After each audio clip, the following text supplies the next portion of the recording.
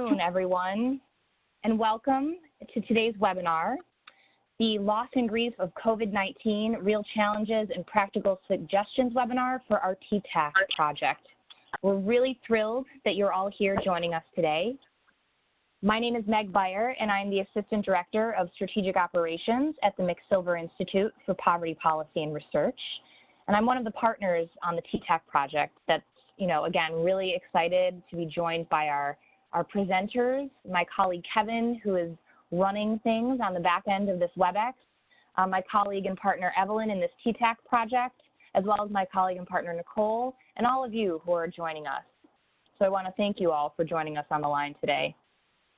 I know there's quite a few of us who are logging in as we speak. I'm going to run through some logistics just to frame how the webinar will work. We have some time set aside, but we do have a lot of great information to get through, so I'm going to try and walk through this as concisely as possible. So as we've done in the past, this webinar is being recorded, and it will be posted along with the slides to the TTAC website. Also, for those of you who are on this webinar, you will likely receive an email with the link to the recording following when it is available. We will be taking questions throughout the webinar, and we ask that you chat in your questions using the chat box functionality that should be found on the right-hand side of your screen. We're also asking, because there's a multitude of us as panelists and presenters today, that when you go to chat in your question, if you look on the chat box functionality, you'll see there's this little downward arrow, and we ask that you select it and select all panelists. That way, the majority of us are able to see the questions that are chatted in. We did set aside time at the end of the webinar to address the questions. Please know that we're going to do our best to address as many questions as we can, but we know there's a lot of folks joining for today's webinar, which is super exciting. So we'll get to as many questions as we're able to today, and we appreciate them as you chat them in. Also, exciting news, for those of you who are LMSWs or LMHCs and are interested in obtaining CEUs, we have been approved for one CEU for this webinar.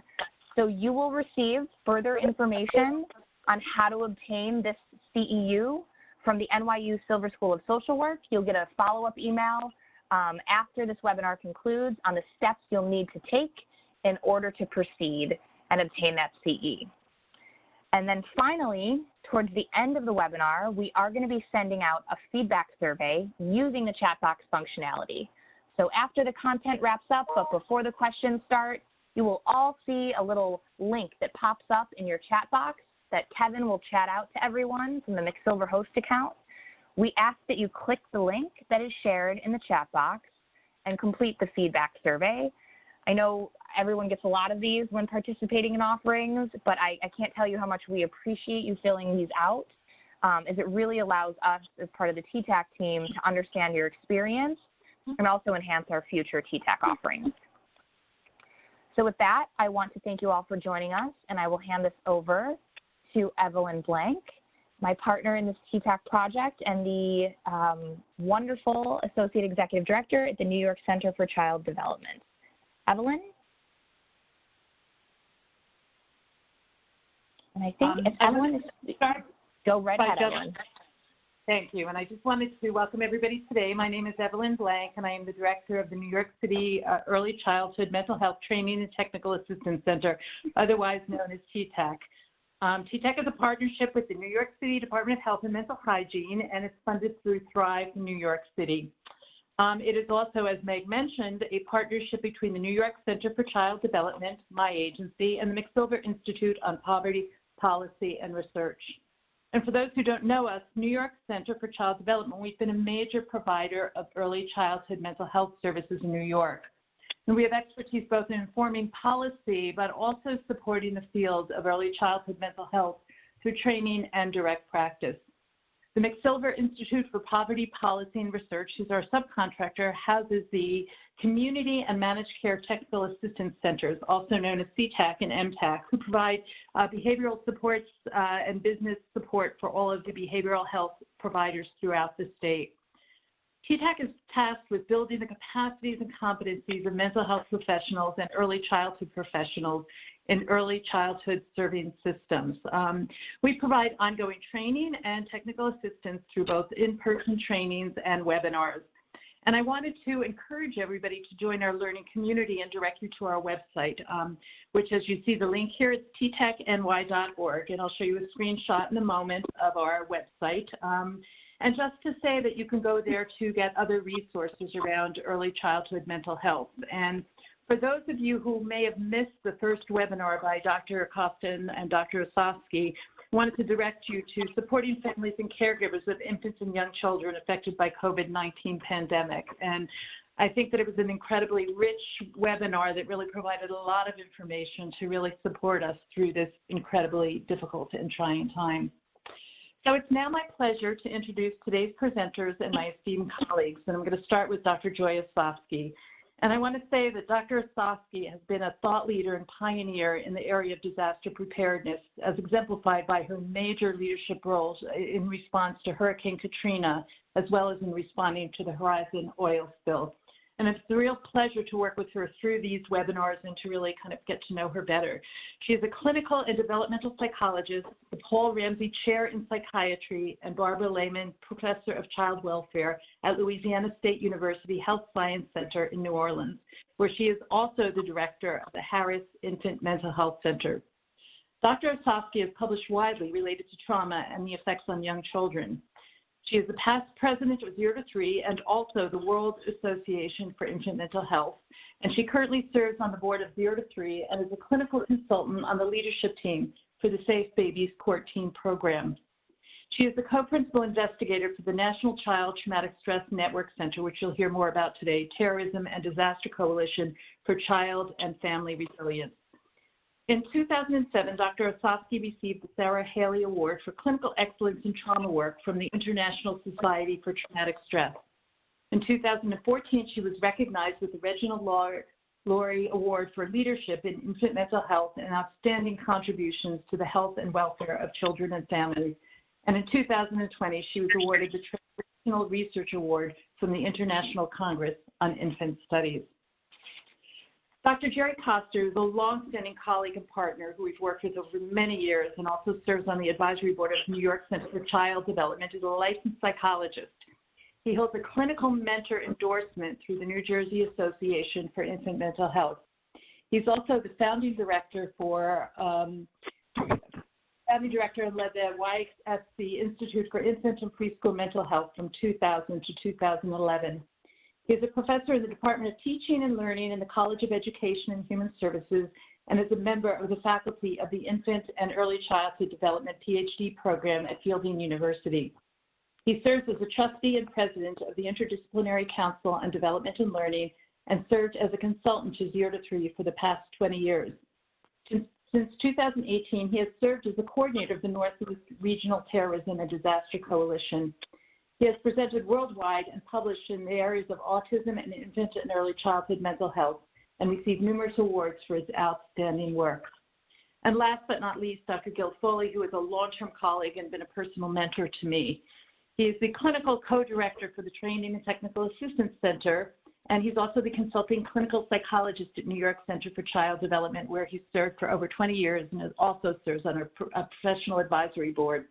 He's also professor emeritus at the graduate program in infant mental health and developmental practice at Adelphi University. He is a retired tenured faculty member of Furkoff Graduate School of Psychology, where he taught for 20 years in the Department of School Clinical Child Psychology and coordinated the Infancy Early Childhood track.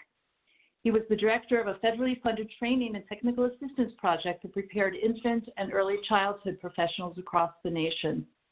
Dr. Foley's clinical and teaching career has been devoted in large part to working with infants and young children with special needs and their families.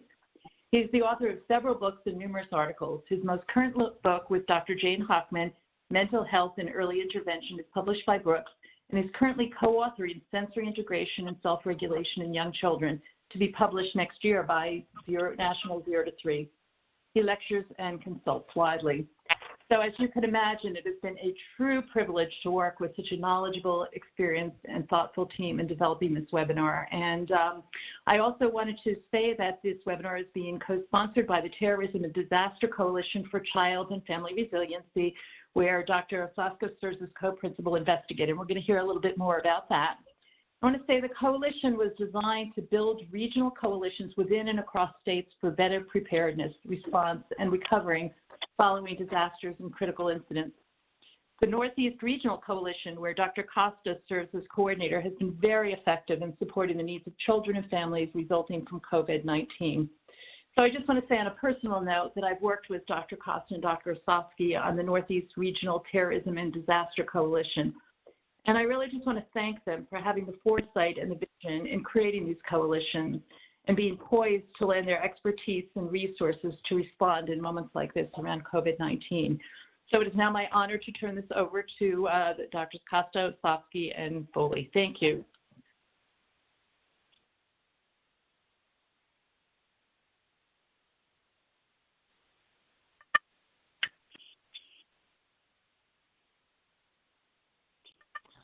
Good morning. It's a pleasure to be here and an honor to present with my colleagues, Drs. Costa and Foley, and to join Evelyn Blank and others at this very important time through the center. So just a little bit about regional coalitions.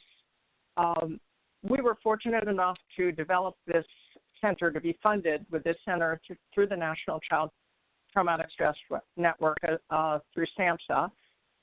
And it was a time that we thought about disasters. It was a time we thought about terrorism. There's been school shootings. There have been a lot of other things. And it brings people together within states and across states to share resources, to share support, to be able to respond when there's an incident.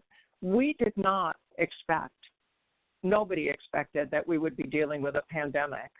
But I can tell you that having the regional coalitions and the ability to relate to people, I know that Dr. Costa and I talk a lot with our colleagues. We're working on with education related to the reopening of schools.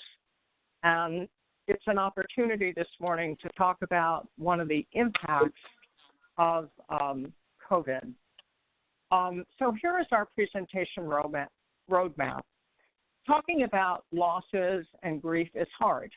And I can tell you in preparing the webinar and thinking about it, and I'm thinking about all of you listening to the call, because I'm sure that many of you have experienced COVID in your families, maybe yourself. And dealing with loss and grief around COVID has been such a difficult process, and we'll be talking more about that. Here, we want to also talk about what it's like for the younger children. And so we're going to be talking about how to talk to them and how to support them. We also feel that a lot of people don't realize that infants and young children also grieve and respond to loss, but they do it in different ways. And you'll hear from us over and over again, the most important thing for them is supportive relationships. And in order to be able to provide supportive relationships, self-care for the caregivers is very, very important. And then we're also going to talk about individual differences and cultural diversity. I'll be sharing a little bit of that, and my colleagues will as well. And we look forward to hearing more about that and learning from you related to the cultural diversity and how important that is related to grief and mourning. Mourning. So our country has been impacted so much. We had on this slide 2 pandemics. However, I think it's much more than that. It's not only COVID-19, the coronavirus pandemic that is spreading around the world and very heavily in our country, as we all know. It's also racism, and it's also hatred. And all of those things that are occurring now have an enormous impact on all of us, have created a lot of loss, have created a lot of anger, and many other kinds of issues that people have to deal with. So hopefully during this webinar, we can help share with you the kinds of things that will help young children and families and caregivers in these very difficult times. These are just some of our acknowledgments, some of our colleagues who've helped us develop our ideas for this webinar. So how do children grieve? How do we know a child is grieving? And how do we share news of the loss to a child? And what are the things that we can do to support a grieving child? These are all issues that we will be dealing with today. And hopefully by the end of our webinar, you will also feel supported, both yourself and in terms of helping children as their caregivers. A child development lens is very important for loss and grieving. Children understand death in different ways. So very young children are afraid of separation in the first 2 years of life. That's one of the biggest issues for them. Up to about 3 years, bodily damage, but 3 to 5 years, a fear of being seen as bad and disappointing. And all of these issues are really important in terms of loss and grief. So for the very young child, when they experience a loss, they miss the hugs, the kisses, the playtime, all of the kind of personal things, all of of us are missing now, the hugs and the kisses. Playtime is different now. So we need to give them some ways to help them developmentally. Making a picture book, talking about the people who've been lost can be very important. That's hard on the caregivers, and we're going to talk about ways to support caregivers too.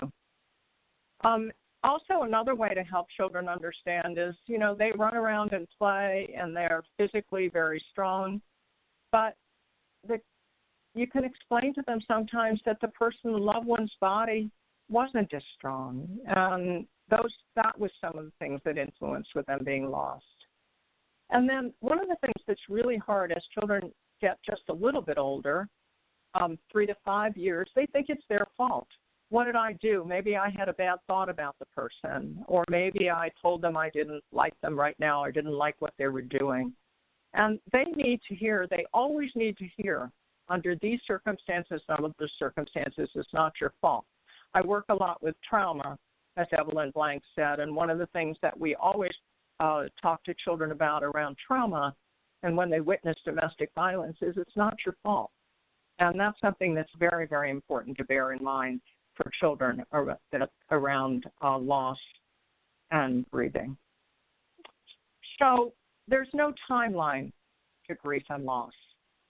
It's different in every individual and every family, and we're going to talk some about the cultural differences we're aware of and hope that you will share with us some of the cultural differences that are so important for you.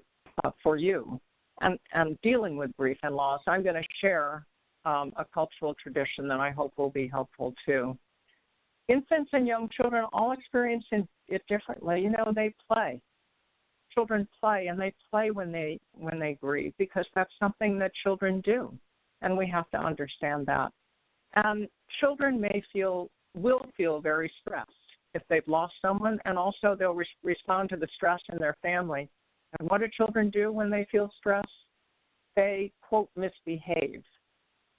What we call it is behavior and emotion dysregulation. They get dysregulated. They get stressed. And we have to understand that that's going to happen with young children around loss and grief because things aren't the same, and they react to it that way. Also, young children may be angry or sad, aggressive, upset.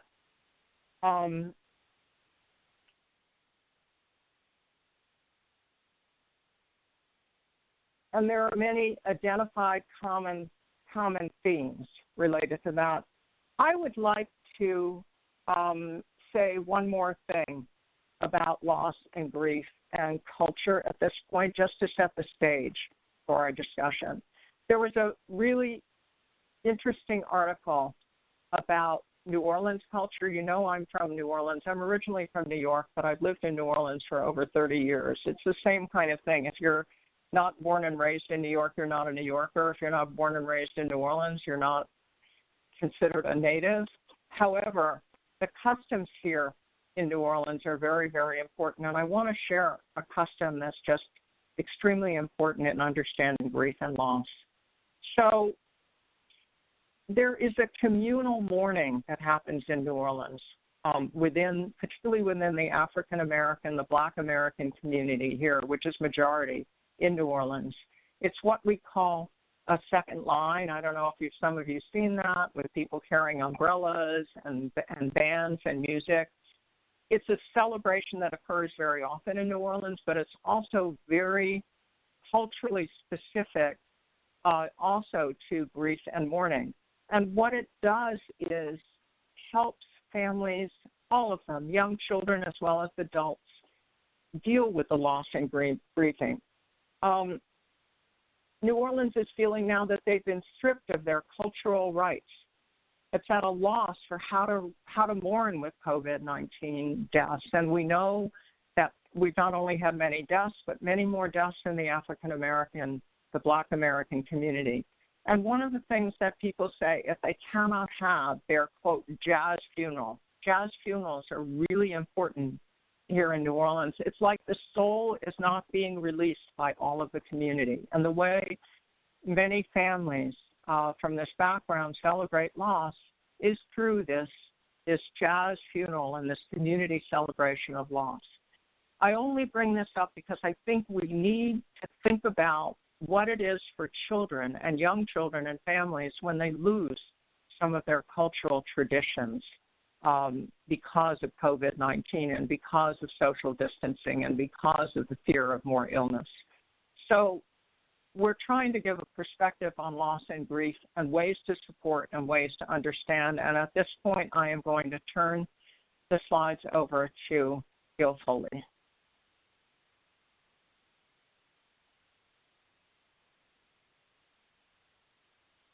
Hey, Gil, I think you're muted, Gil.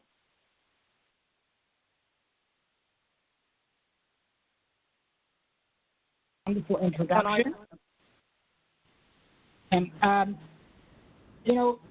there's really no right way to grieve, and there is no specific timeline. That's a very individual matter. And, again, the course of grieving, although we talk about stages and patterns, there's a lot of variance for each individual and family, and as Joy pointed out, culture. So grief, however, is experienced and expressed differently in infants and young children. It creates stress in children. It can lead to misbehaviors, which are best understood as stress-related behaviors. So infants' pattern of grieving tends to occur in spurts, meaning that the child may be angry or sad or aggressive, upset or clingy, followed by periods that look almost like the child is back to their normal self, periods of play and happiness and engagement. However, as I pointed out, we do know from a number of sources, longitudinal research, clinical information, that there are identified common themes and feelings that seem to occur over time in the process of grieving itself. So I'd just like to look at some of these. First, that grieving is a normal phenomenon. It's not a pathology. It's expected that following a loss we're going to grieve. It's really the way our mental apparatus, our mind, heals itself and comes to cope with the losses. The work of grief, or the way in which grief heals, has three major operative factors. One is the ability to express feeling, which is absolutely key, and then to regulate those strong emotions, to learn to manage them. It begins a shift from our relationship with the person in the real world to our relationship to the lost person in terms of being remembered. And the real gift of grief is that we come to internalize, to hold inside a kind of internal working memory and imagery of the lost person, in which we incorporate the good and the positives about that person and the relationship and our experience with them. So in a sense, we now hold them, in a sense, eternally in our inner life. And these are very powerful processes and transformative, really, in moving us from loss and grief into recovery. So I'm going to now sort of take you a little bit on the journey or some of the general themes we're apt to see.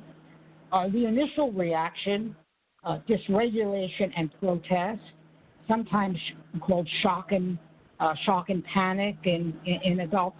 It's a complete disequilibrium, and our world is thrown upside down. We're out of kilter. Things are topsy-turvy.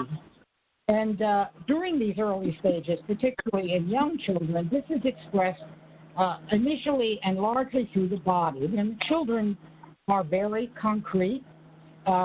Their world is organized around the tangible, and there's nothing more tangible than our body.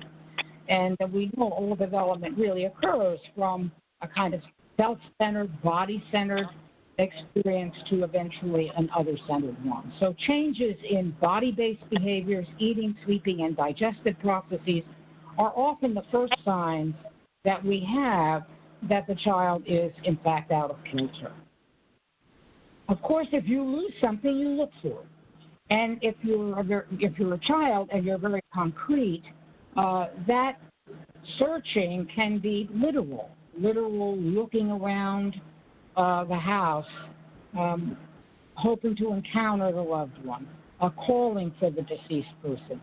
And this is a very important stage of grief. It also happens in adults, John Bowlby often called it the normal hallucinatory stage of grief. And you may have encountered this where an adult has lost someone very close and they will have been out in the market, let's say, where they had spent time with this loved one, and they'll come back and say, I saw someone who looked just like. And that really is this process of searching, even in adults. And then once the child has begun to have a sense that this loss is permanent, that the person is not coming back, this is kind of a period of reckoning of sorts. Here we tend to see these intermittent patterns of sadness and emotional withdrawal, but then seeming recovery. Sometimes it's thought that children have a short sadness span. You do see, as Joy had pointed out, the intensification of expected developmental anxieties, such as fears of separation, fears of bodily injury, etc. They may be amplified in the child at this time, sometimes new fears, such as a preoccupation with death, and then a possible return of behaviors that were more typical at an earlier age, which we call regression, return of thumb sucking, for example, maybe a little loss of language facility, sometimes even bowel and bladder control. And of course, anger at loss is a very, very normal part of all grieving. And then as we move into the recovery stage, we begin to have recollections of and identification with the lost caregiver. Now, for children, again, that is often in play. Play is children's natural medium of expression, and it's so very important. So we want to be attentive to what they tell us in their play. It may be in code, but it's our job to decode it. And, of course, older children will also begin to tell us in words. And then as the recovery process becomes more a part of the child's experience, we begin to see the child now refocusing of energy in relationships, in the world, and it's this marvelous awakening of the urge to complete development. So, there are things we all do to avoid pain, and when adults expect that children will be sad or angry, and sometimes they often take protective measures. They avoid any reference to the loss. We're trying to protect the child. We sometimes over-explain and use adult language, and that's very important. And so much, we have to always be conscious of the children's language comprehension level. What is their level of understanding? And we may say euphemistic things like, he went to sleep and didn't wake, or she's going away. On the other hand, when children sense that something has happened, they want to play. Because play is self-healing. It's like unburdening, like we would tell a friend. They watch other adults to see how they're responding. Children really look to adults to give them clues. And they hope that their questions are answered simply and in their own developmental language. Okay, I'm going to turn it now over to Dr. Costa. Thanks so much, Gil and Joy. So as Gil said, I think one of the things we as adults often drawn to do is to really help protect children, and oftentimes the form that takes is for us to try and use language that we regard as easier to hear. And so you'll hear us say several times, the one thing that's so important is to speak to children plainly about loss and death, to speak about it with the affect and the gestures and the feeling that they are being felt with. They're not trying to cover it up for them, or you want to comfort them, not ignore it. So some of the language we've used, and I'm sure all of us grew up with this, that families thought were helpful, turns out not to be helpful, right? That they went asleep or they were very sick, they're in a better place. God takes those who love, he loves or she loves, and we know, in fact, how dangerous those can be. But children then wonder if maybe if their day will be next. So honesty is important, not honesty in terms of graphic detail. So this is an example. So when a mother or their mom or a cousin or a friend, whoever a child is lost, becomes ill or is hurt, it's often good to say the doctors and nurses did the best they could to help. We really hope that they get better. But if the person dies, to be honest and say they did their best, but their body stopped working. And we've talked about this earlier. Look, your body works well. You run, jump, eat, sleep, play. But we will miss them. We'll remember them. It's okay to be sad. I'm sad too. And let's figure out how we can help. What would help you feel better? Would it help if I gave you a hug? Maybe it would help if we kind of draw a picture about how you feel, or look at some pictures and so on, and always find active ways to remember the loved ones. And so that idea is important. We certainly know the ordinary kinds of things we see when children are upset. You know, loss is a consequence of our propensity for attachment. John Bowlby, the father of attachment theory, spoke about attachment and loss together, the fact that we feel attachments. And so when children feel loss, it means that this relationship meant something so important. They may cry, they may withdraw, they may become anxious and fidgety, they may become aggressive because their anxious part of their brain, the fight or flight or freeze response, gets activated. And of course, any behavior can be used, even including behavior that we know is an attempt for them to help themselves, like playing, like clinging. Those are all attempts to help themselves. Now, with COVID-19 especially, we really, I think, have to think about what death and loss has been like when there's more of an opportunity to anticipate that someone is ill and dying. There are often opportunities to have an anticipatory goodbye and some planning.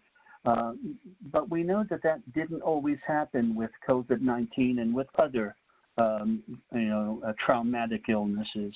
The deaths that are happening with this pandemic are experienced as traumatic. Families and all of us are hearing that over 100,000 people have died in our country, and depending on your state, those numbers are remarkable and closer to home. So often the kind of normal ways to say goodbye, as Joy explained, for the jazz funerals in New Orleans, those rituals and healing strategies and healing mechanisms are not being given as much opportunity to be expressed. And of course, when we are under stress, what's the first thing we do is seek social contact. and we're not allowed to do that in the way that we had. So it's easy to see how in the face of all this grief, sometimes the adults are so preoccupied that they can overlook the children. And so for that reason, we know children cannot be left out of these discussions surrounding death. We need to really be honest with them. So because of social distancing, the grief and mourning is disrupted. And it's not the same to share our pain without physical contact. I think all of us have probably realized that a two-dimensional world like we're having right now is much inferior to a three-dimensional world where we can see each other over time and the fourth dimension of time and hugging and holding. So think about this past week just in your life. How many times have you felt you just wish you could hug a family member? Make a difference. It'll make a difference in how you feel.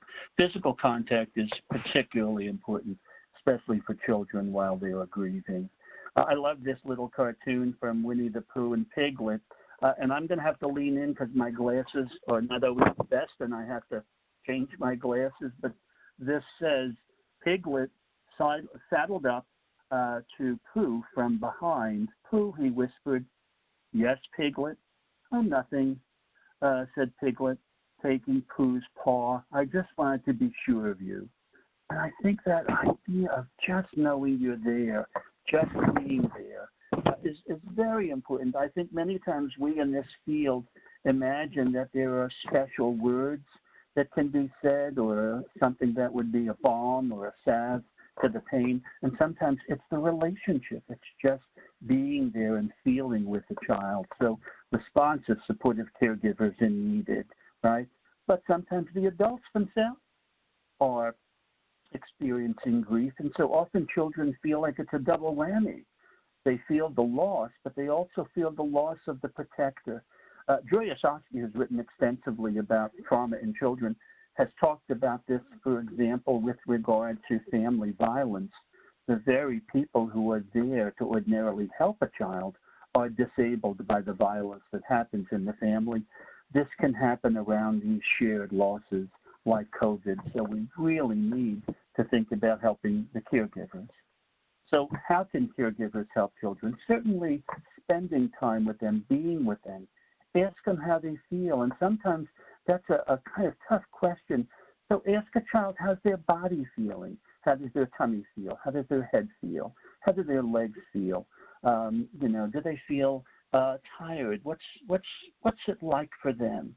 Offer a space for them to be heard. You may need to let a child know that it's really safe to talk about bad things when they see your face and your voice reassuring them that it's okay to talk about it. I think they really begin to feel safe.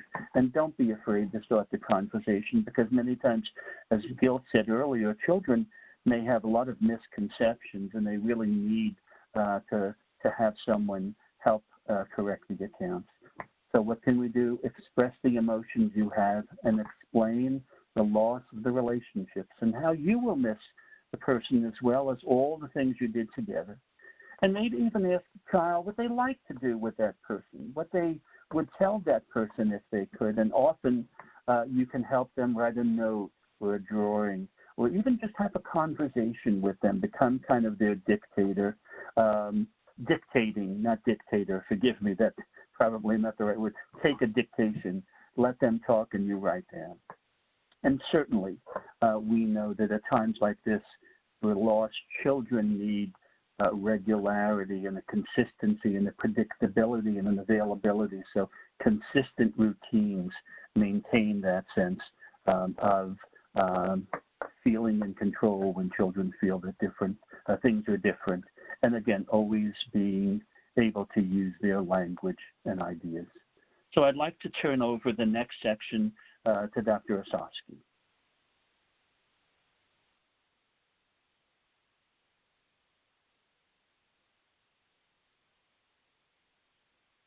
As you can see, we're all of one voice, the three of us. We've worked very hard to try to figure out how to provide information that will really be helpful in many ways. And one of the things that we that I've always found, and we found in our work and as clinicians we find, is that people really have a hard time talking to children about death.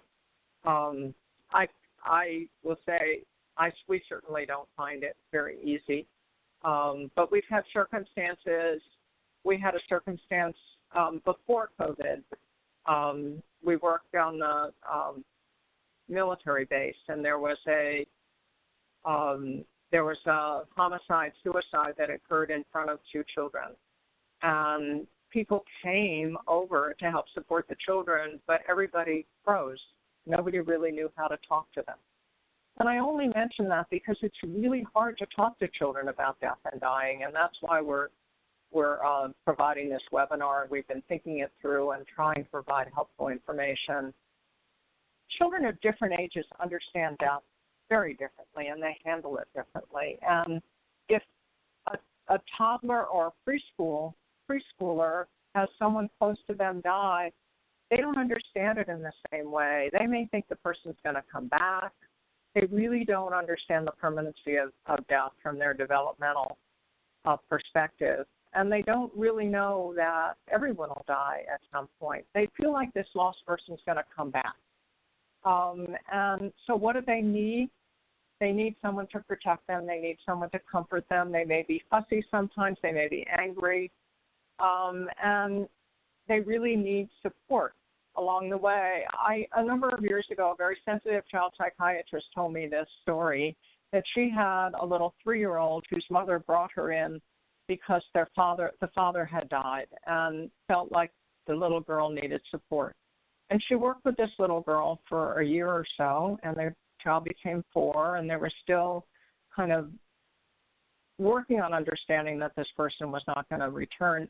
They stopped seeing the therapist, but then when the child turned between 8 and 9 years old, she said to Mommy, I want to go back to see that woman that I was seeing. And the mother took her back. They were fortunate to be a supportive family. And the little girl walked in and said to the therapist, I just realized that I'm never going to see my father again. I now understand that he's not coming back. And that example was told to me many years ago, but it really had an impact in terms of understanding of death and whether or not and how young children may respond and how we can support them. So with preschoolers, and we're going to talk a little bit about how we can talk with them. As I said, they may not understand that death is an ending. They may think it's reversible. So one of the things that's really important to do with young children is to listen to them. We've had to do that about COVID-19, is to listen to them and share information with them in a way that's understandable. We all know there's a lot of material out there to do that. But there isn't a lot of material. Well, we have resources at the end we'll show you, but around COVID-19, it's just a lot harder with the loss and the deaths that have occurred. So if they have questions, we answer them. But some of the things we're likely to see is regression in young children. They'd be much more clingy. They fear separation. And they may show regressive behaviors. They've been toilet trained and they stop being toilet trained, sucking their thumb. They may get very quiet. We saw a lot of this regression, by the way, with Hurricane Katrina. After Hurricane Katrina, we were working in Head Starts and early Head Starts, trying to help support teachers with children coming back. And, of course, then many of the teachers have been impacted, just like here. Teachers are impacted as well as families. And the regressive behavior and the clinging behavior is very, very common, and we'll see that at this point. When they get to be a little bit older, they have more awareness that somebody may die. And the example I just gave in terms of school-age children, 8 or 9 years old, do understand the permanency and that the person may not come back, but then may be afraid of their own death. And I'm sure that's happening now with COVID-19 in families where somebody has died and the younger children may feel they're going to get sick and they may die as well. And there's obviously a lot of concern for older people dying. We hear about that all the time. In fact, in late February, I remember very clearly, I did an interview with NPR. We created, and some of you may have seen it, the comic that was created to help explain to children about COVID. But the person who was interviewing mentioned to me that he had a child around this age. There's the comment Jerry's showing it that helped explain it. And, you know, when he was explaining to his son what he was doing, and his son said, does that mean grandma's going to die? Am I not going to be able to see them anymore? And this is really common in terms of what's going on, and children have to be listened to and reassured in that way. My colleague Michelle Maney and I were talking about the issue of ambiguous loss. She's a very sensitive social worker who works for me, does a lot of work related to grief and trauma. And we have so much ambiguous loss around COVID-19. Very little closure and no clear understanding. Somebody goes to the hospital and they don't come back. We can't go visit them at the hospital. So, you know, and then you think, well, maybe if I, you know, did something differently, maybe they would come back. You know, we look for answers. You know, the one example I think about is, you know, with older people under circumstances when they lose their ability to recognize people. And as a child, you might go in to see someone who is a parent and walk in and they don't know you. Well, here we're having another kind of ambiguous loss. And if the person doesn't remember them anymore, if I can't see the person, am I still a child to that person? So ambiguous loss can really interfere with the grief process, and we need to overcome that trauma to support resilience in people, and it needs to be talked about. Obviously, we're not going to use the term ambiguous loss with young children, but us understanding the concept is really important. So, you know, you feel like, well, if I only had been able to do something, would it have been okay? It's unresolved grief. You know, I know that there are some people at hospitals who are helping to talk with family members to, we've all read about them, bring in their iPhones or bring in an iPad and have the person be able to, with the iPhone, to talk, or with the iPad be able to share pictures or something like that. But really, the whole issue of how you deal with death and loss now with COVID is very different. And we need to be able to help support people to overcome the trauma. The adults have to overcome the trauma to be able to support children and to build their own resilience. So there's also a concept that comes up now with COVID-19 is disenfranchised loss and grief. So if it isn't validated, if you're not there, if you can't see it, or even the idea that the example I gave before about jazz funerals, that's part of going through the loss and grief process. But if it isn't experienced that way, then, you know, people may dismiss it, or it may be minimized or whatever.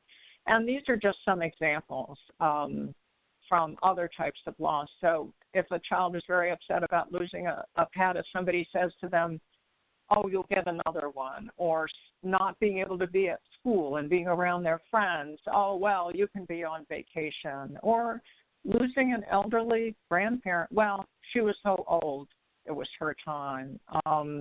And certainly children in foster care do that, and it's really important for people to be supported, for children to be supported. So if they feel afraid, they need to be told, you know, we're here to help support you. The most important thing for children is to be able to have someone there to protect them and to be there for them. And in order for us to be able to do that as caregivers, we very much need self-care. So what interferes with that?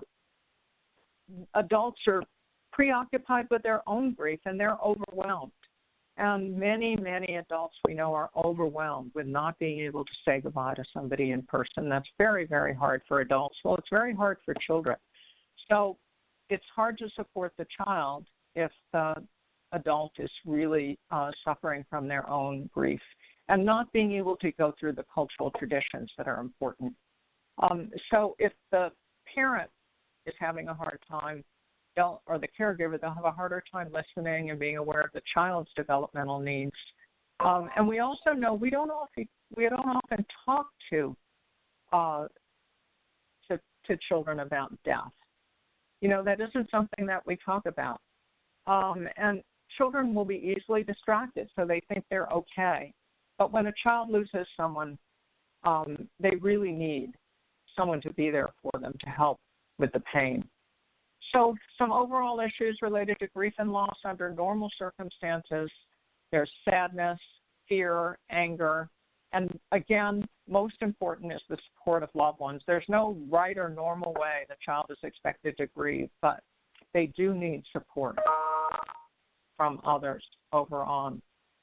So why should we talk to children about death?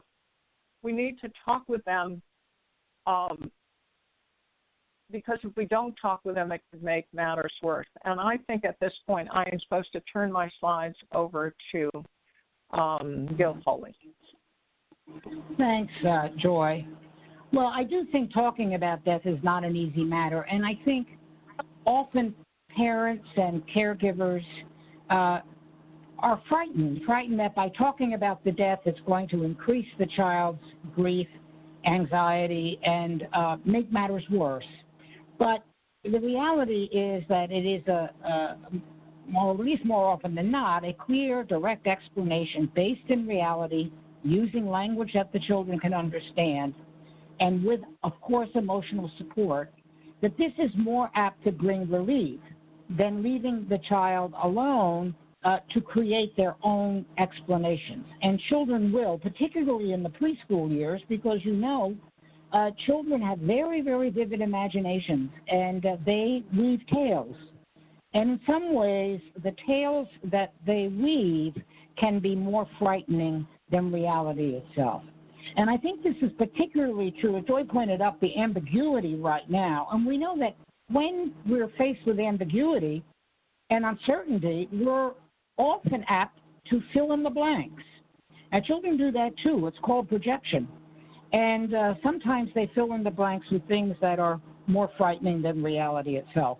So talking to the child is important. Remember to stay concrete. Children need tangible references, and they are very close to their own bodies. Stories tell a lot. You all have a lot of examples about how concrete children are, but one that comes to mind, I'll never forget, a preschooler I knew well, was told that he was going to be a ring bearer in a wedding. And after the child had gone to the rehearsal, he was absolutely crestfallen. Why? Ring bearer, he didn't understand. He heard the word bear and thought he was going to wear a bear costume and was just dashed. So, again, we've covered this, but one way to talk about death is in relationship to the body and the cessation of bodily functions in the lost person, so that the deceased does not breathe or eat, is not hungry or cold. I'm not going to spend a lot of time, Joy has covered it, but children view the world through their own perspective. They are not often able to take the perspective of another, and they see the world in terms of their own self. And so they will often see themselves as causal, even in case of events for which they have no control over, including death, and why we have to assure the child that they had no part in it. Again, there's no fixed script. I think we've given you some guidelines, and of course, in infant mental health, we always say parents know their children best. So I think you need to talk to the child in terms of your relationship and tailor what you say in light of your unique relationship and your family style and, of course, cultural and family traditions. These three factors, again, are important components in talking to children about birth, that the deceased person cannot be with the child anymore, the deceased person did not wish to leave the child, and again, that the person will never return. This issue of permanence of death, I just wanted to point out, we're all familiar with watching cartoons, and in cartoons, someone gets run over by a truck, they're squashed, and then they bounce back to life. And children have absolutely no problem with that. because they're magical thinking. So the understanding of the permanence is an important dimension.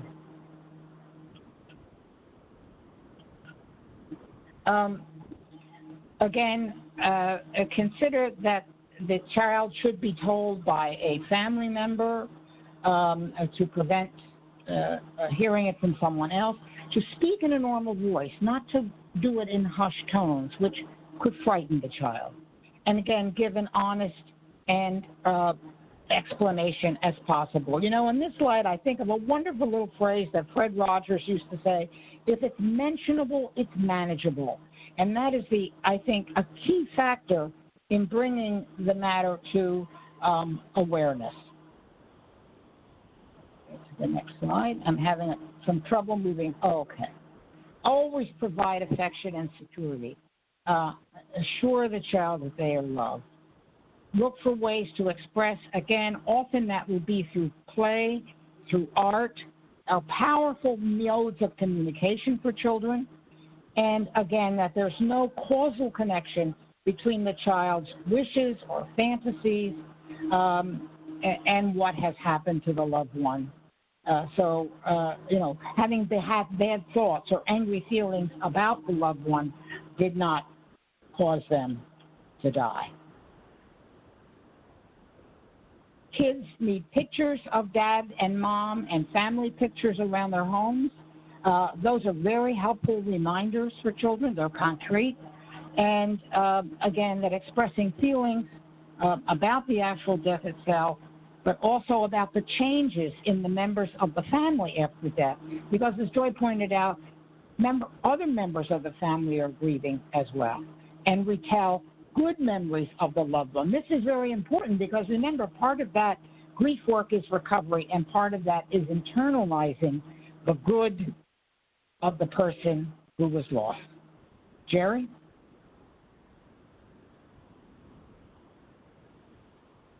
Thanks, Gil. Thanks so much.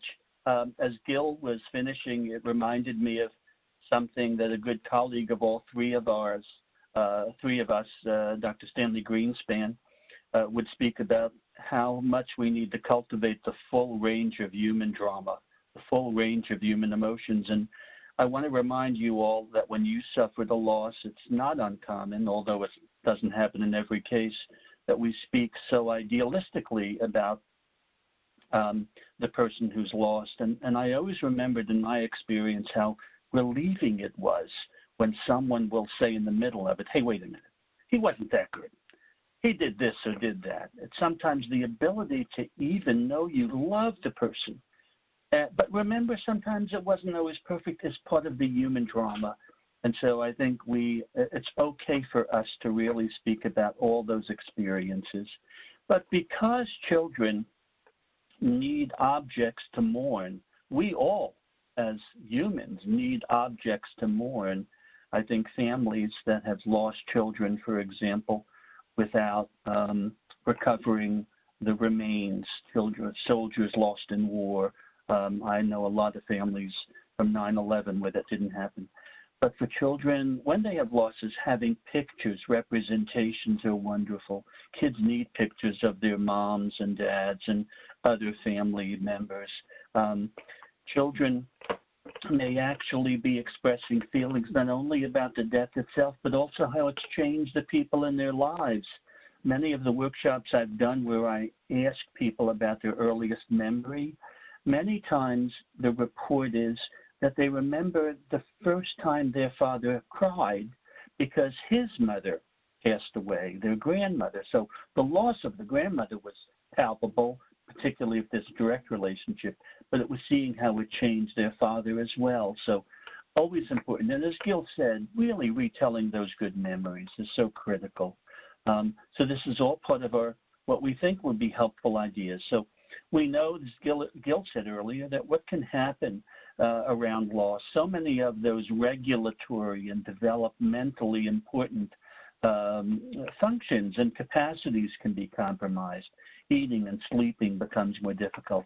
Children always convert their sadness, as we often do, to somatic experiences. They have pains. They feel moody and sad one moment, kind of okay the next. Having a hard time regulating, managing the emotions, the intense sadness, and then wanting and seeking relief from that. They need support in being allowed to play and move away from that. We certainly know sometimes what's often called as regressive behaviors, kind of behaving in a developmentally prior period, is a way of recovering some of that need for self-soothing and soothing by others. And of course that could include the real need to be soothed by others, such as clingy and staying nearby. So what can help? Being emotionally available. I think you'll hear us say that over and over. It doesn't mean you have the right words always, but being there as a feeling, affective, attuning, resonating with, feeling with a child. Those are critical. Having more tolerance and latitude for behaviors. Remember, grief behavior can look like misbehavior, but it's stress behavior. It is when the child is under the effects of a brain and a mind that are suffering. And so we need to have more latitude. Providing structure and limits is critical. Having a daily schedule. We talked about COVID-19, Joy and I, the last time, reminding us that quarantine should also sound like qua-routine. Having routines, having those things. Maintaining rituals, bedtime stories, mealtime, ring around the rosy, playing certain songs, always trying to give children an opportunity to really spend some focused time and play. And don't forget the sensory aspects. Children live their lives through their bodies and sensory systems. So really having things, Dr. Gil Foley is as a wonderful educator about what children need, and he often talks about how children benefit from what's called muscularity, about the need to, in their bodies, do some work, activity, picking things up that are not so heavy, but give their body a sense of being supported and regulated. I think it's wonderful to think about what we often do to our bodies when we're anxious, including some exercising, and I think that's true for children. Let the children know, certainly we've talked about this in direct ways, that the child has died, but certainly don't share more of anything of the graphic detail. Help them understand the person won't return. Their body doesn't see and hear, and their muscles don't move like your body does. And if you have a faith tradition, certainly by all means incorporate that into your work. And again, the structure and routine part. So these are just some things, because we all want to provide some time at the end for some period for questions if we can. I just want you to read this carefully, but you can see it's repeating some of the things we said about the benefits of play, what children need to play. If there's one thing that we know helps children is the ability to play and have a play partner, to have someone who really sits on the floor if you can and get in there with them. Encourage two-way back and forth. Again, all the stuff that we talked about in terms of sensory stuff, holding, wrapping up in a blanket, putting pillows on them and pushing in games. You know, mild pillow fights are fun. They really are. And when you have someone in the child's life that you get to know, it really is so critical to help them know that what is important is to be with them. And if the person who is lost had some things that were theirs and the child knows about it, it's so important, you know, to be able to put daddy's watch into your pocket. Mommy will let you, or hold mommy's handkerchief that she had, or grandma's picture, laminate it and tape it and put it in your pocket. Those things are so important. And of course, when the time comes, we hope there's more face-to-face time. These are just more suggestions. And this is a colleague, Dr. Lewandowski is a colleague of Dr. Osofsky. And, you know, the idea that children need to really have some support from, in pain, but to experience the pain in some ways and really help us comfort them, not to avoid the sadness. And what's most important in the red is to really talk about the person who died. I have found it so helpful with young children to say, Tell me about your uncle. What was he like? What did you like to do with him? Those kinds of things. And certainly other emotions can happen at the same time, as we said earlier, and they can be more challenging to validate, but they're no less important. They are part of the grief response. So I'd like to turn over now. Oh, no, I'm sorry. I have a couple more to share with you. So again, I think these are repeating some of our themes about how we adults can support children in times of loss. Playing is so critical when younger children are there, children 12 months and older. Certainly, they might have a difficult time with language, but what they need most is to really feel like they are gaining your notice and attention and feeling concerned, feeling the concern that you have for them. And be sure, and this is going to come up, I think, under culture, be sure you think about ways to include children in the ritual process of saying goodbye, because there are many, many ways in which children can be part of that. So I've said this before, and I'll really want to move quickly and hand this over to Joy for the next set. But because children, no matter what their age, even children who are quite verbal, they need to you need to first know that the first thing children experience is your affect, your gestures, the tone of your voice. And so I developed in the last webinar, people saw this and we included it here, this acronym called AGILE. And what that means is when you are with a child who is sad and mourning and grieving, or even a child who is struggling with some difficulties in behavior, pay attention to your affect, your gestures, your facial expressions. That's what children will hear first or experience first. Be sure your movement and pacing are something you think about. Remember, intonation, by the way, this has emerged as one of the key variables in engendering safety. For those who might know about the work of Stephen Porges and polyvagal theory, he talks about intonation, prosody of our voice is one of the most important elements to help people feel safe. Latency, waiting until the child takes you in and then engage the child. And so we made this into a little card that people, our center has laminated. Yes, you will get a copy of the slides, and for those who would want to, you can probably do something with this slide here. So let me now turn it over to Joy again.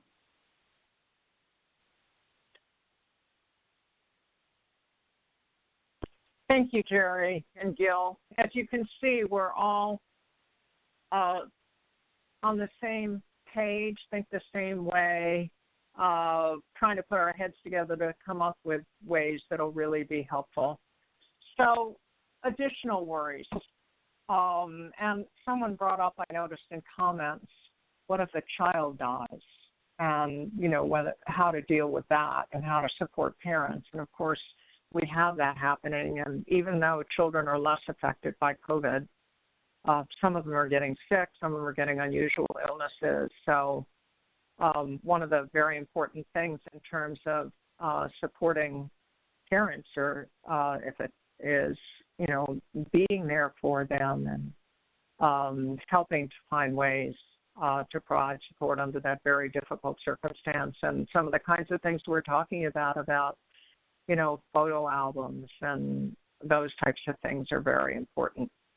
And children will worry about themselves and whether they're going to get sick. And, you know, reassurance from parents is very important. And if there is a death of a child, then somehow finding ways to support the parents and others is very important.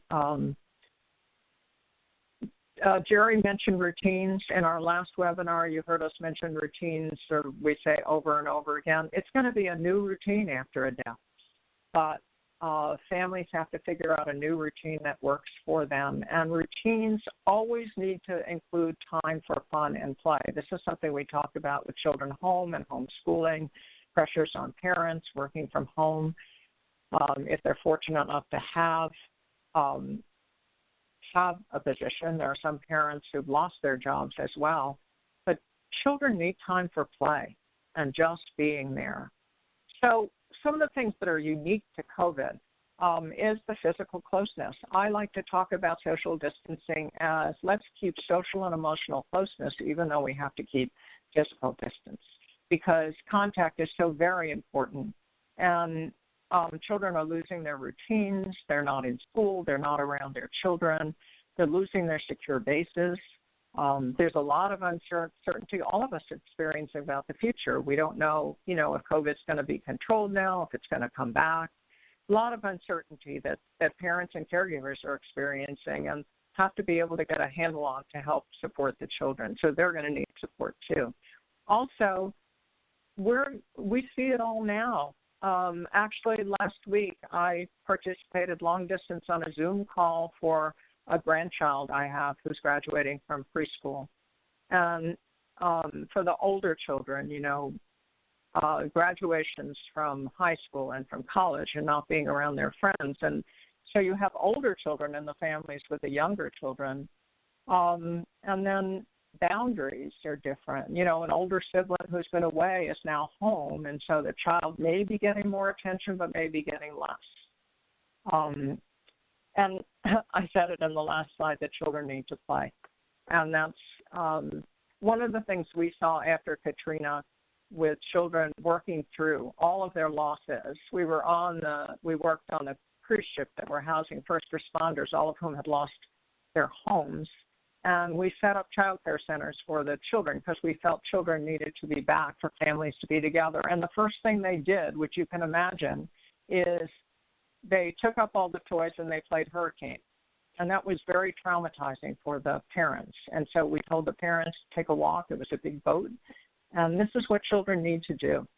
The other thing you have to recognize, if children are coping well, then they're probably okay. We don't necessarily need to worry about them, but they will play out the trauma. And I can tell you from my clinical work where there have been losses, they play out. They play out the ambulance taking the older person to the hospital. They play out the emergency vehicle coming to the house. That's what children do. And that's the way they deal with things that are scary for them and that they don't totally understand. So self-care is crucial. And that's really, really important. And it's hard to do. But self-care is so important for the individual with a loss as well as being able to support children. And it's not selfish. That's something that's really important for people to realize as well. And if it isn't possible to have support in your home, then virtual support, even telephone. We understand not everybody has media, but picking up the phone and talking to someone who you're close to is very important. And then if there are rituals and activities that help with a loved one, my colleagues have talked about that. A picture book, things that they like to do. If possible, older children. Now, we're not talking about the older children, but one of the things we found with recovery after disasters, and here too, is older children need to play a role in the recovery. They need to help out with the younger children. And then talking about feelings. It may be hard, but sharing memories and sharing pictures and sharing feelings is very, very important. We have to tell children they're going to be safe. We may worry. We're worried about COVID. We're worried about people around us, but we tell children that we're doing our very best to keep them safe and to take care of them and that they're loved. And we are doing that. We may worry about a lot of things, but we're certainly doing that. Protective factors are so very, very important. When we put our slides together, I said I wanted to talk about protective factors, and you can see I underlined it. A committed, available adult capable of sensitive, responsive, reliable caregiving and emotional support. It's most important for protection of children and helping them be resilient. If there are family traditions they can participate in that are developmentally appropriate for them, that's very, very important and will be helpful. Clear explanations, as we said before, that are developmentally appropriate and giving them a permission to be sad. One of the things that adults have trouble with is children being sad and children grieving. A lot of adults don't want to see that. And children are going to have to, go through sadness, and we need to support them with that. And again, routines and rituals are very, very important. And we're on, this is Gil's slide. Sorry. Gil, it's your turn. I'm probably going to just pick out some elements that I think are maybe particularly important since you have the slides.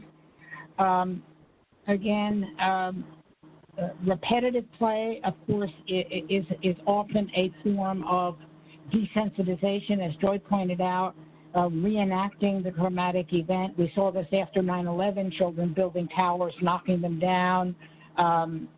Destroy, repair play is a very important, useful way in which children deal with anger. It binds anger. And we've talked a lot about schedules and routines. They're so important. I think a very important thing to keep in mind in terms of young children, constancy of care, consistency of caregiving, and predictability of play. The availability of adults.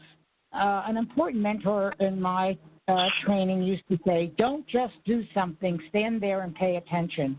Of course we want to act, but sometimes we have to sit on our hands, and just being available, the power of presence to heal is a very, very important thing. And of course, be particularly conscious of those times of the day that might trigger anxiety, such as going to bed, going to sleep. Of course, going to sleep is a loss in and of itself.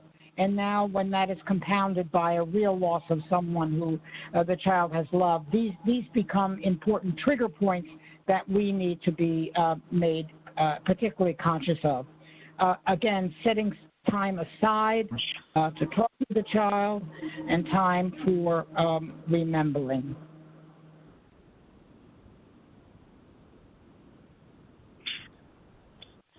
Again, the availability. Listen without giving advice. Offer support in an unobtrusive but in a persistent kind of way. Do not offer your own stories, as they can have the effect of dismissing the grieving person's pain, and allow the person to express anger, sometimes even against God, which is normal behavior, in an attempt to make meaning out of it. Again, realizing that, again, the loss is permanent and that you cannot replace or undo the loss. Be patient and be kind. Don't claim to know what another person is feeling. And again, I think this is important. Don't force the individual to share feelings if she or she doesn't want to. I think we have so much emphasis on affective expression, but we don't want that to be an added burden. We must look for signs of readiness. Children will tell us in their own time, and the importance of following their lead. And again, physical and emotional touch. But remember, young children require contact comfort. Contact comfort is a core element in attachment. And so during these times, children will need increased opportunities for touch. Again, helping a child to draw pictures. These are very, very, very useful. We've talked about pictures and albums. Again, just listen to the child. Read a book or a story. Give a hug. Jerry, I'm going to pass it on to you. Thanks, Gil. Folks, we are beginning to wrap up, and of course, I think we are so aware that the questions are wonderful and that we won't cover as much as we are going to try to save a little time. I know we started 3 or 4 minutes late, so I hope we can recapture that for those who can stay. We couldn't imagine, and Joy began this conversation earlier with us, we couldn't imagine speaking about loss and without recognizing that every single thing in our lives, every single aspect of our living life, and even especially our internal life, is organized by our culture and our development within a certain community of others, our family and the larger community, and even the global society, as for those who might know of Urie Grafenbrenner's ecological model. You know that we are part of that. And I think at a time like this, when we have to come face to face with centuries of systemic racism and structural racism, we probably need to put our attention on how it finds its way inside of us. But culture also organizes, and I have more things I could have said, but this just lists some of the things, and I have much more to talk about if we had time, that are affected by our cultural experience. Our affect, how we express emotions and experience emotions, dress, customs, language, gestures, how we behave between people, the genders interact with each other, our art, music, movement, dance, diet, food, our legacy, our sense of justice, our religious ideas, our sense of help, receiving help, and certainly how we think about death and grieving. So we couldn't imagine not mentioning the power of culture. And we know that because of that, grief is experienced and expressed differently across and within cultures. There are unique rituals, rites, and practices that are followed around loss and death. Gil Foley and a good buddy of ours, Michael Trout, wrote this wonderful paper years ago about working with families of children, especially who have some developmental difficulties. And they made the comment that our task, our posture, is to sit at the feet of families and wonder what it's like for them.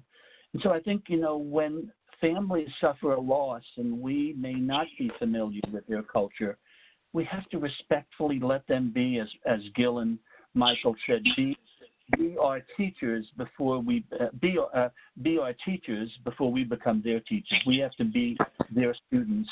So ask families to teach you about their beliefs and customs, and always embracing respect and humility culturally. And so I mentioned in here just examples of variations in grieving that are very selective. So in the West Indies, for example, in Jamaica, funerals are grand and supreme events. They replace Sunday worship.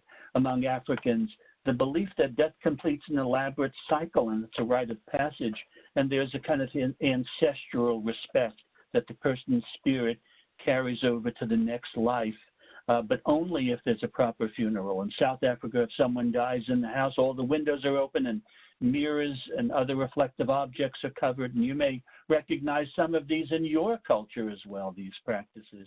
And many Latino families where certain, where my own grandmother, Italian, wore black whenever she was out in present. Years after my grandfather died, it was part of her mourning belief. So we certainly know there are many, many ways to think about that. And in the short time we have had, all we felt we could do was to really just remind you how critical it is to let families teach you as much as they can about the way in which they mourn. And so I'd like to turn it over to Joy to wrap up our presentation. Yeah, I really, as you can tell, we've tried to go from the beginning to the end in many ways, and we're very respectful of culture. And I'm really glad you brought that up again, Jerry, because that's why I brought it up at the beginning. So our take-home messages: young infants are going to experience the loss and grief, and they very much need, again, a new routine. And how it looks and is organized is related to culture and family and other kinds of things.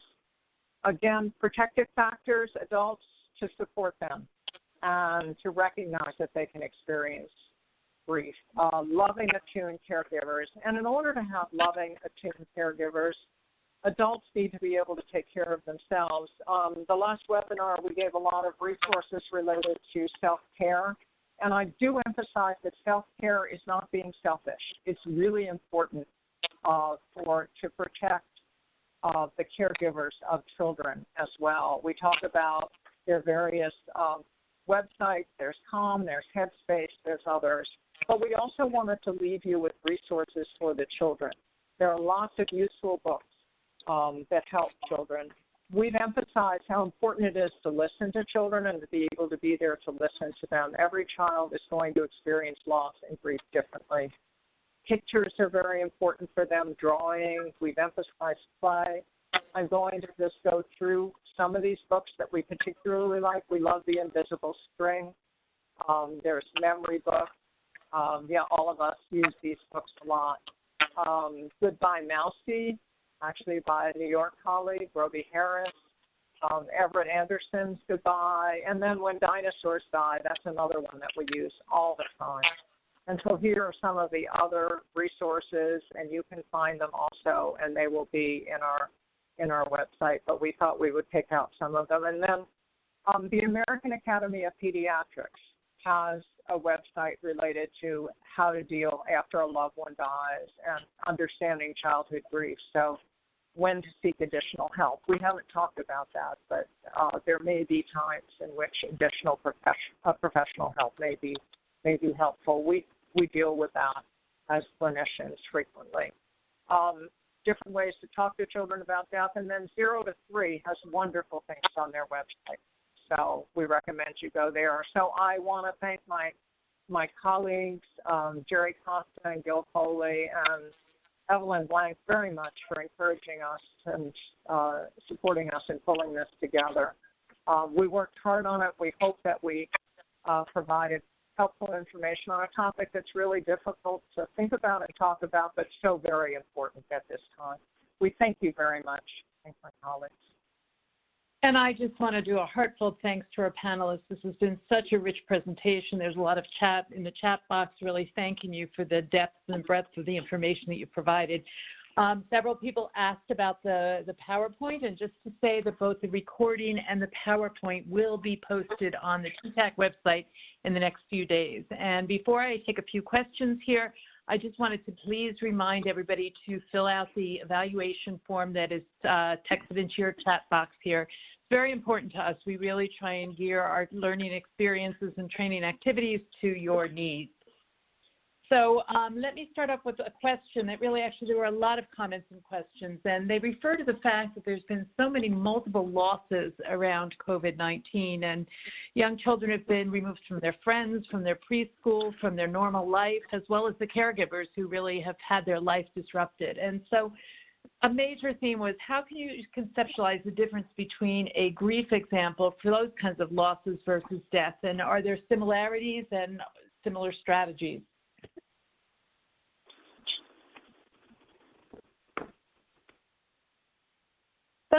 I'm going to take a stab at it and then move to my colleagues. That's a really excellent question because there are so many losses going on now, and we know this is occurring in families that have more resources. Parents or caregivers are working at home and taking care of children at homeschooling in that way. But we have many families with fewer resources where people are out of jobs, children are home from school, there isn't child care going on. So already there's a lot of stress in the families. And then if there's a loss on top of it, that family is going to need support, and that child's going to need support in that way. So under those circumstances, you certainly would expect the kind of what we were talking stress-type behaviors, some misbehaviors that are really representing stress in that way. And if there's any way, I would say, in that family that they could reach out for some outside help and support. I know we've set up, where I work, we set up support lines. I know they're all over New York and New Jersey and other areas. And I would say if there's that multiple loss, it may be helpful to try to get some outside support for that. Jerry, Gil, did you want to comment on that? I would just say social support in general is such a powerful resource and a powerful way to help us. And so extended family, church or synagogue groups, begin to rely on your friends, these are the times to do it. I agree with both Gil and Joy, and the only thing I would then add is, as it happens in stress and in risk, the cumulative sense of loss is what needs to be understood, that, this is not a time for loss to be rated in terms of importance. I think Dulce Ramirez, if I'm saying your name correct, in the chat area said this so beautifully, that whatever the loss is, it needs to be validated and felt. We try to address that with the disenfranchised loss. But when losses are accumulating, it really can sometimes surprise even the person grieving that they are having a hard time recovering. And I've had people within my circle lose a spouse and find a way to get through, and then 2 months later their dog died and they fell apart. And it wasn't about the pet. Of course, the pet was important. I don't want to ever minimize that.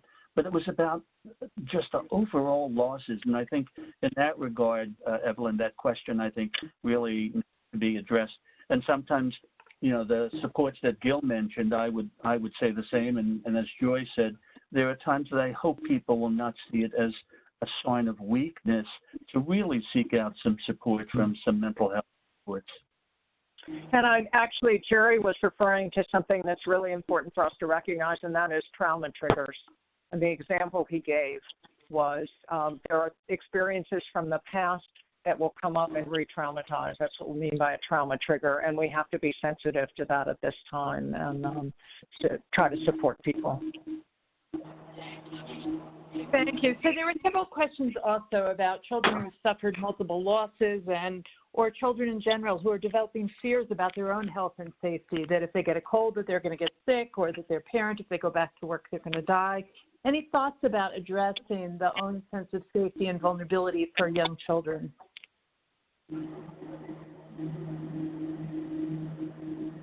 I have a thought, and it's really about harnessing children's ability to have a rich use of imagination and fantasy. I think, for example, there are many times some of the books that we see children liking so much are ones where somehow they take mastery over frightening things. The Nightmare in My Closet, if you remember all of that, how powerful it is for the nightmare to become frightened by the child's fighting it. And so I would urge parents to try and be very conscious of their own affect and their own experience of how overwhelming it can feel and how worried they are that they cannot reassure children, but to really speak to children about imagining COVID like they were the enemy out there, and you were going to really be strong, and you're going to use your superpowers, and you're going to really look strong inside. I think children need to feel from their families a sense of inner strength. It comes certainly from the families. But so anyway, bottom line, I think harnessing a child's ability to use those kinds of imaginative forces. And the other reality is that even though some children have gotten COVID and gotten very sick from COVID, the majority of the illnesses and deaths are adult and older adults, and those with pre-existing conditions. Relatively few children have been ill with COVID, and that's what was found in other countries, and that's what's occurring here. And so they can be reassured that it's very unlikely that a child will contract COVID, and reassure them in that way. But I love Jerry's recommendation of use of fantasy. That was really helpful for children, and that they do so well. And someone in the chat area, and I think this is an old friend of mine, at least I remember the name Lady. I don't know if it's you, Lady, but she said that when her child sees her putting on the mask and helps her do that, he feels better because he's like helping keep her safe as well. So that is a wonderful idea, Lady. Well, terrific. This has been such a rich and such an informative webinar, and I thank all of our panelists. This is a lot to digest, several people have mentioned, and I do want to let people know that within 3 to 4 business days, we will post both the recording as well as the PowerPoint on the website.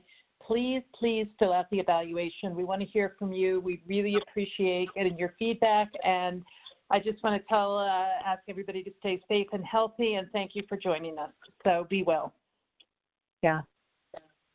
Thanks so much. And thank you, Kevin. Thank you. Joy and Gil, thank you. Thank you to my co-presenters and to Evelyn.